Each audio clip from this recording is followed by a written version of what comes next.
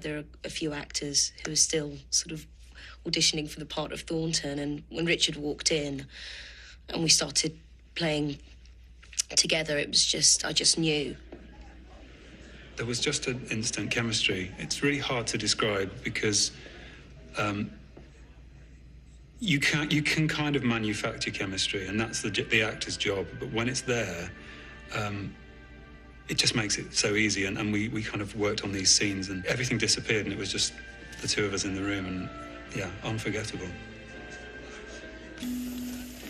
That's the scene for me that was the most romantic, just because of its simplicity. There are very, very few dialogue lines. Where are you going? It's all about just their physical presence and him seeing her and needing to sort of take her home. I mean, it still makes me tingle. Yeah, we did spend the whole afternoon kissing. It was good fun. But then we had to reshoot that scene. We'd finished filming, we'd wrapped, and I think we got the call sort of a few weeks later saying, you're going to have to come back and do it all again. So, yeah, it was a tough job.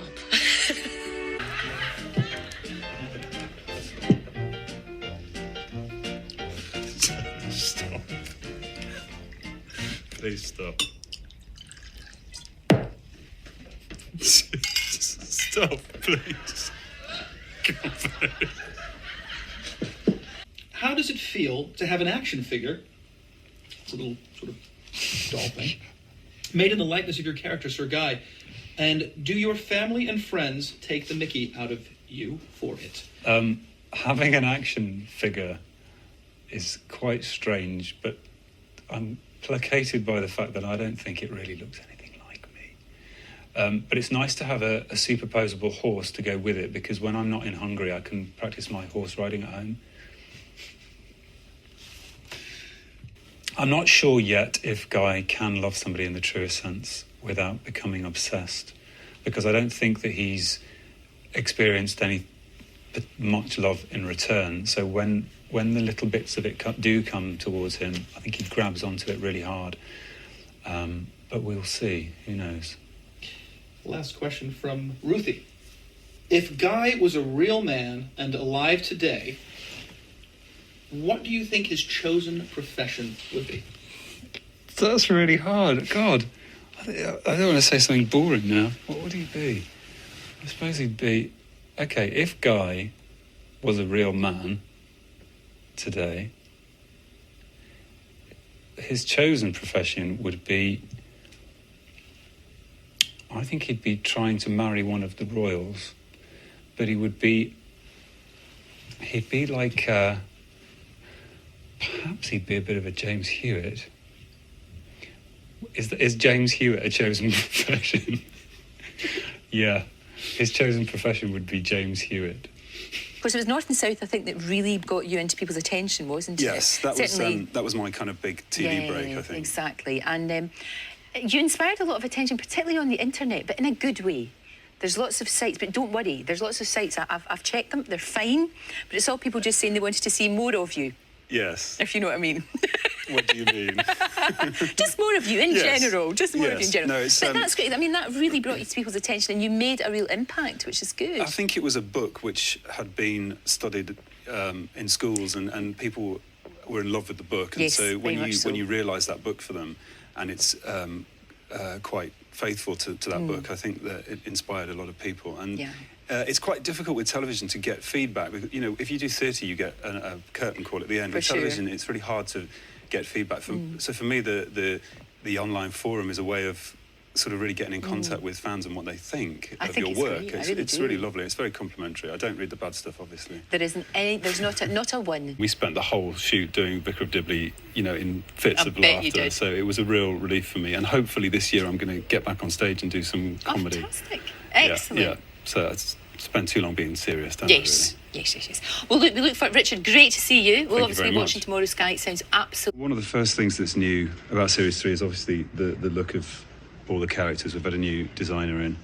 I think this has been based on an American footballer. I can't actually get through any of the doors on set. I have to come through each door like this. We sort of decided that on their way back from the Holy Land, I got a bit hot in the leather and sort of threw it overboard and went to Milan and got tailored. On and off the horses pretty much all the time, and I've really built a relationship with my horse. Wow. My horse is also called Richie. Really? Yeah, we've become friends. We didn't like each other last year. He tried to throw me off a few times, but we've become good friends now. Now, talk me through these tattoos. Girl chat now. Yeah. We want to know all about it. Are they real? Come and find out. That's my chat-up line. There's the chat-up line. So that would probably work. No, they're not real. They're a kind of transfer system, but it takes about 2 hours to put them on. I'm looking at the picture there. 2 hours? Yeah, well, it's front and back, and some of them are airbrushed.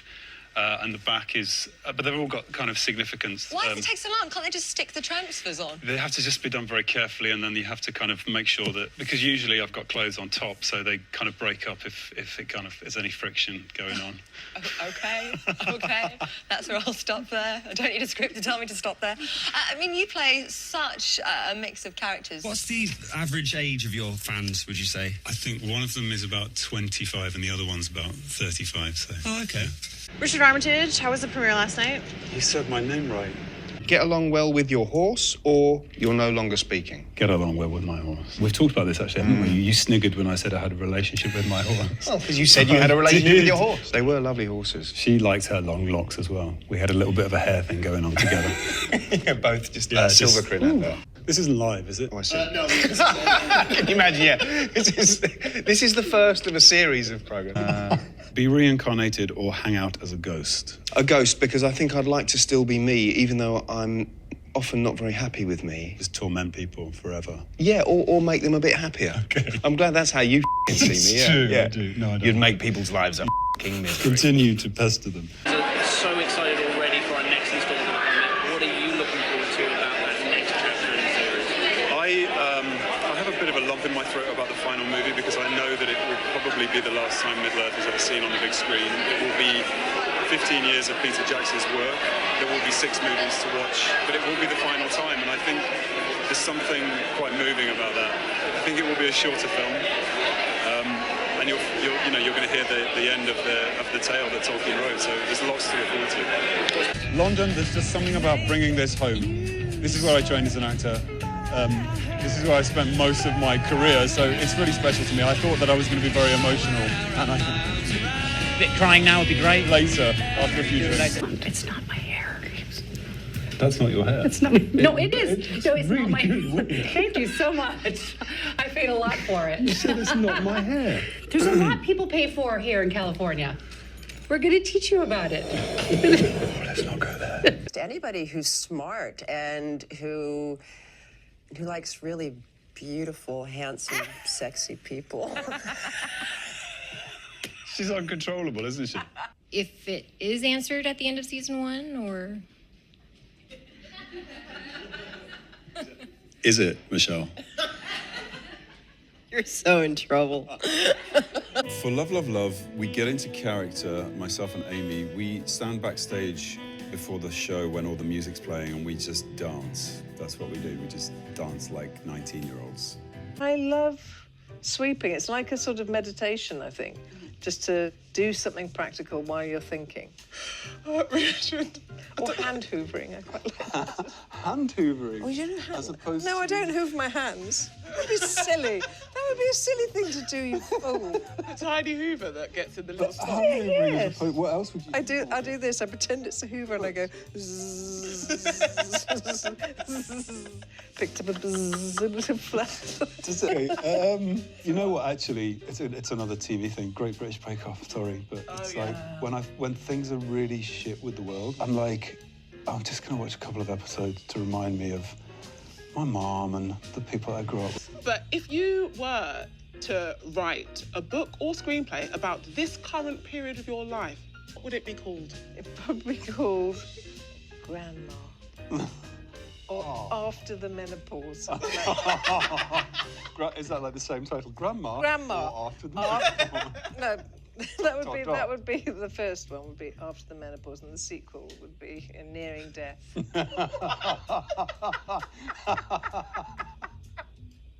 If you actually write that, I want credit if you actually write that. It's my 50th birthday. Many of you know that I don't enjoy celebrating my birthdays. I'm always a bit embarrassed when people turn the lights out and wheel in a cake with candles and start singing happy birthday.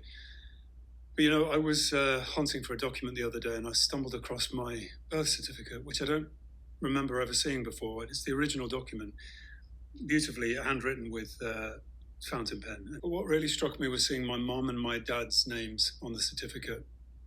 And I realized that your birthday isn't really about you. It's about saying thank you to those people that brought you into the world. And I always thought that my mum would be here to celebrate my 50th birthday, but she isn't.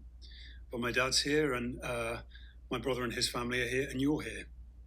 So I'm going to celebrate with you and say thank you for all the support over the years and for all the kind words and the creative gifts that you've made, and to the charity donations and to the auction in particular for Loros. And I'll be giving my contribution to Loros because they're an amazing charity, and they really took care of my mom when she really needed them. So yeah, I'm looking forward to 50.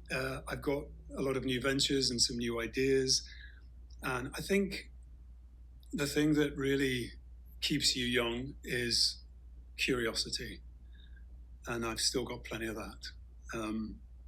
But oh, here we go. This is the bit where I go red in the face. But somebody sent me these, so thank you, whoever that was. So you mentioned music there. This is important because you play which instruments? I played the cello, yeah, not very well. It sounded like a cat being strangled. But I was doing A-level music and I needed a treble instrument, so I picked the smallest instrument possible, which was the flute. So I do play those. Yeah, the flute always sounded better. The cello, it was agony. Hard work. Yeah. Okay. For other people. Is it worse seeing your naked torso on camera than it is seeing your bum on camera? I've never seen it, and I won't see it.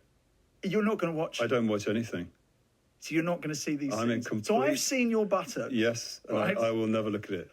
I'm in the bliss of oblivion. I'll just listen to what everyone else has to say. I feel like I've seen your buttocks more than you have. Probably, yeah, you have. I mean, when have you seen your own buttock? That's exactly right. Right. Would you want to look? No. Right. Oh my God, it's flatter We're than the Belgium. Same. We're the same.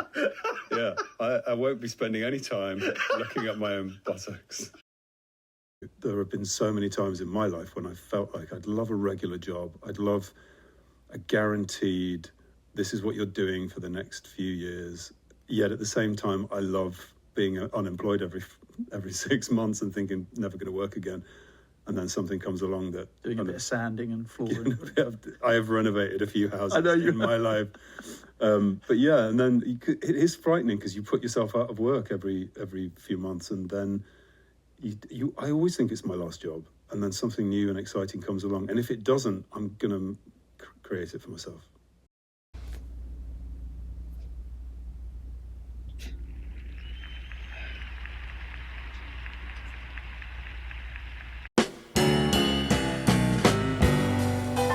I've got you, and I don't need nobody else. I've got you, you are all my happiness. Come what may, you brighten all my darkest days. And for this, I want to thank you.